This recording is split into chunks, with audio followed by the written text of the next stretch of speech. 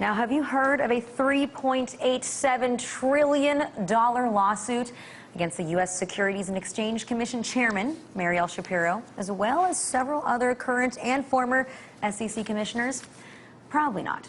It's presented as the largest fraud case in world history, and it's happening right here in the U.S. But nobody is bothering to talk about it. Now, I'm going to give you a key statement here of the case. They say that during the period of June 1st, 2004 through October 28th, 2005, a total of 2.25 trillion phantom shares of Cmkm Diamonds, Inc. was sold in the public market through legitimate brokers, illegitimate brokers, and dealers, market makers, hedge funds, ex-clearing transactions, and private transactions.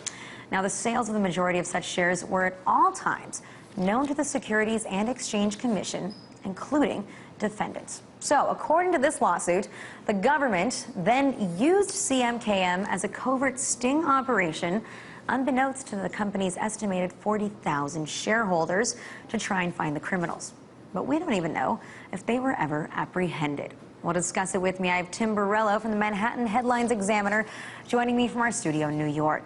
Tim, thanks so much for joining me. You know, this really is a very complicated case. I was sitting there trying to figure it all out. Can you really break down some of the details for us here? What's to be gained? What's to be lost?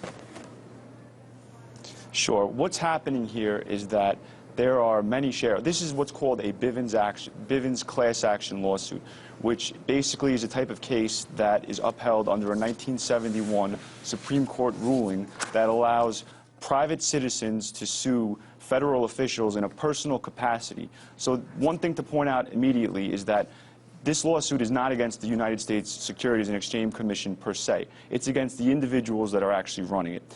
And what is being presented in the lawsuit is allegations that a sting operation was essentially set up using this company, using characters that were known within CIA and FBI circles. Bob May, who is a lawyer with roots in the CIA and FBI, to use a sting operation to basically entrap criminal wrongdoers that were selling unregistered shares of stock to people who thought that they were actually buying real shares.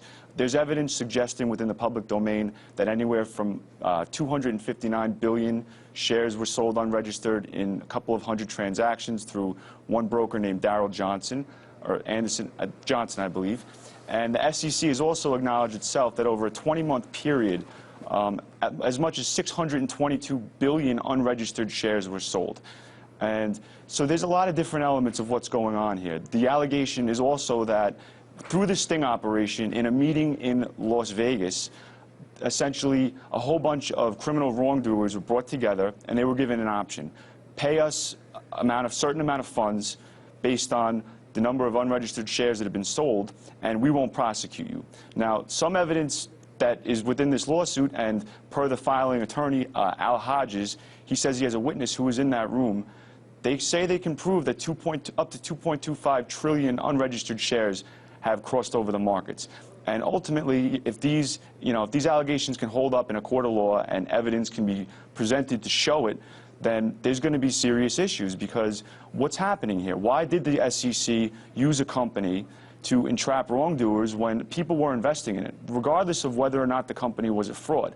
The SEC is there to protect investors, and when people are putting their money into stocks, they have a right and a need to know that their money is going where they say it is. Now, you know, if this really is the largest fraud case in history, as you were saying, then how come I haven't heard anything about it? Why is nobody else talking about it? That's a good question to be asked. I mean, to be fair, again, the one outlet that has touched this is the New York Times.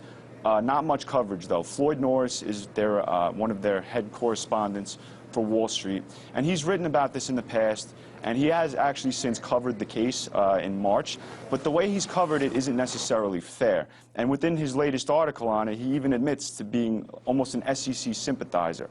So from that perspective, how can you really understand that he's giving this an objective look when he says he's more inclined to believe the SEC? I think also other people that have looked at this, that call themselves journalists or bloggers or whatever, they're overlooking the critical points of this case, which is basically that money was collected, pursuant to crimes that were committed in exchange for immunity, and that the SEC has allegedly collected those funds the shareholders are led to believe that that money was meant to be for them, and that those funds are not being distributed. And they're making the assumption that, in line with the Fifth Amendment of the Constitution for personal property rights, they're being deprived of their personal property. They have a claim here. So what's really important here and critical is how the individuals named in this lawsuit, the defendants, how they're going to respond. Most likely, I would assume that they'll go for a motion to dismiss based on lack of merit, lack of evidence, whatever. But if this does go to a discovery process in a trial, and the plaintiffs are able to come forward and produce evidence backing up these claims, that presents a whole can of worms for investors everywhere. Because if it's true that the Securities and Exchange Commission has allowed a sting operation to operate within a company that people thought was real, that was publicly traded, the question there is this still happening, and can it happen again? Yes, it's very interesting. I'm sorry, I was listening so intently because there are so many details in this case.